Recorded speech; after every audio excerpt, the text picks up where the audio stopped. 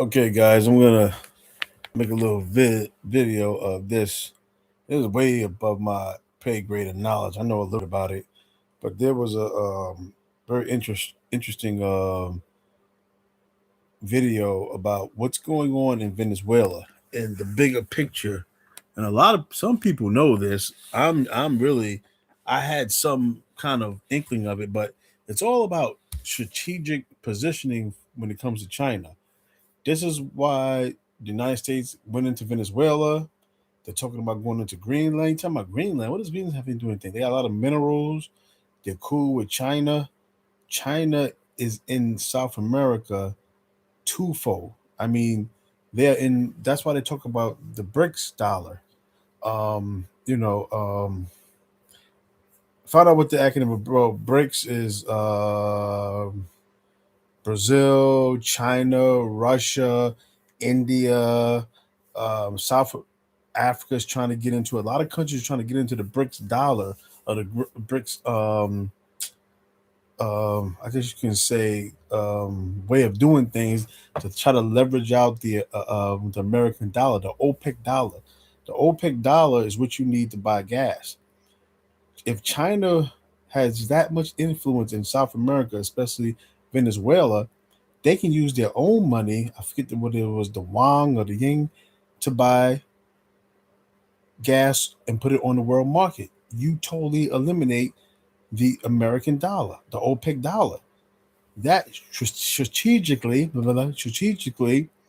knocks the U.S. out because Venezuela right now is only producing like 1 million barrels a day. 20 years ago, they were doing 300 million. So if China was to get a foothold in and get production up, then they would. Because look, we are a gas or oil burning country, world. Sorry, world. So the United States had to do something to stop or impede China's leverage in South America. So we pretty much not went to war, but yeah, went attacked Venezuela, and they're looking at the other countries like you know Colombia. I think mostly Greenland and a few other countries that might be a threat to our economic superiority in this country. Sorry, in this world, which is the OPEC dollar, the dollar. Saudi Arabia, and I'm trying to get this right. Man, give me a second. Saudi Arabia did pretty much went against the OPEC dollar and um and did a deal outside of that, which was the agreement. I mean, that the OPEC agreement is going back like 60, 70 years, but it's been loosened the few years. I thought I wrote it down about the Saudi Arabia. That was a big note. My bad. I missed that one.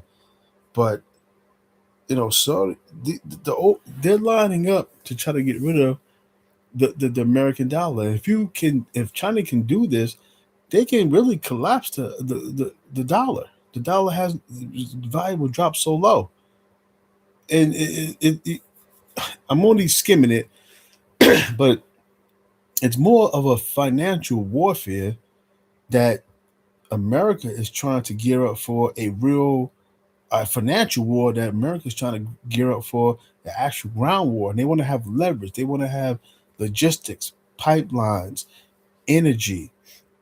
The Panama Canal is very strategic. These things are lining up for maybe next 10 years going to war. I always said China doesn't want to go to war. They just want to make that money, make that yang, that dollar, that paper. But the United States really doesn't want to go to war either. That's why they want to do things financially strategic. But China ain't no joke. They're gonna come back with a. I know this is kind of like check for America, U.S., but China's going to come back with a check, and we're going to see who's going to checkmate.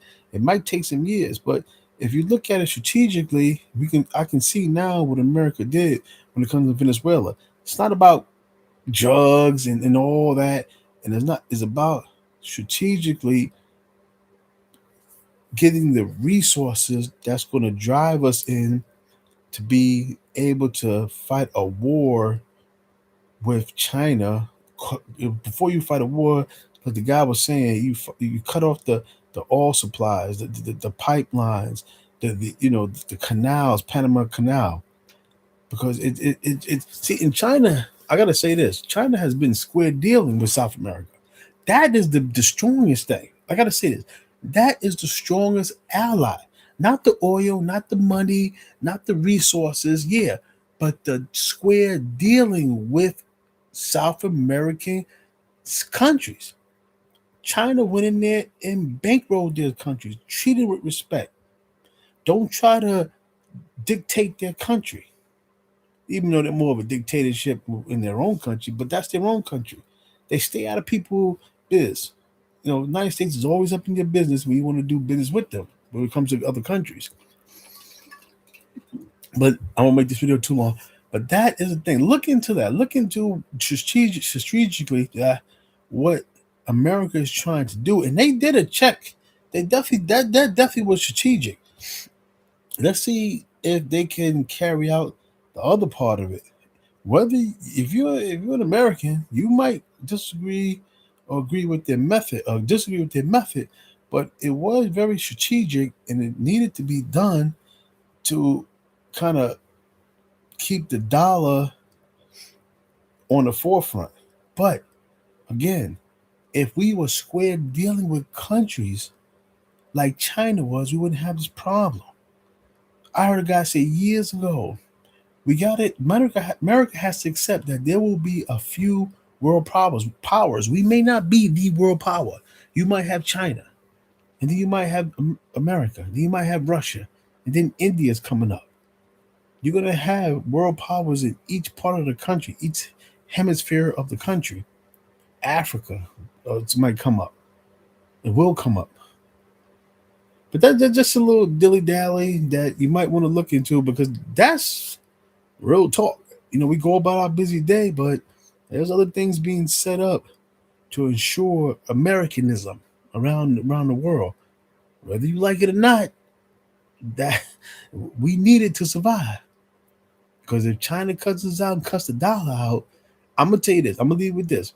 If China cuts the dollar out, BRICS cuts the dollar out, which BRICS is basically China led, we going to World War III. There's no doubt about it. Because America cannot stand to be number 4 or 5. The dollar not being devalued that much. If